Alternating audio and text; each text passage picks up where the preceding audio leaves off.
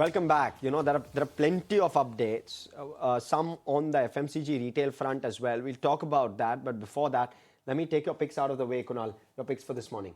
So the first stock which I'll suggest is the ban IREDA. That's a chart which I think on Friday did start to look attractive. In fact, the stock is coming out of a major consolidation as well as a huge underperformance, sub the 140 levels which it was trading. It's managed to cross over those levels. Would look out for 155 as the next target for IREDA and stop loss to be kept at 140. The second would be a ban Bajaj Finance. I understand that the stock has been a huge underperformer, but there is a strong likelihood that at the current levels of 960, 970, the stock would have formed a near to medium term base for itself.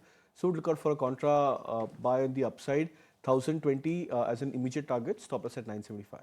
Wow, Bajaj Finance is the interesting one, Kunal, because the numbers didn't particularly look I'm all that at good. that. But Bajaj Finance has made it to Kunal's buy list. So we'll have to wait and watch as to how that Contra pick plays Is going to be buy on dips or buy at current levels? No, buy at current levels. So the intent over here is that, Sajid, the stock has been a huge underperformer in the last 3-month cycle.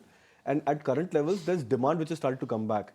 Now, generally we see that bottoms formed when there is a negative news flow which generally finally nails the bottom at place.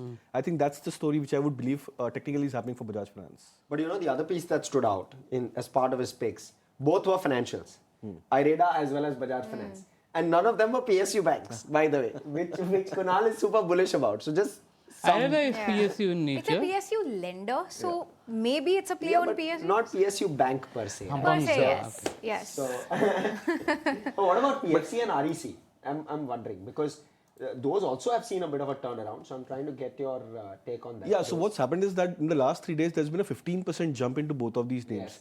So that meaty part of the move is now behind. You have to wait for that 1 or 2 days of pullback to try and enter into the stocks. Okay, so lots of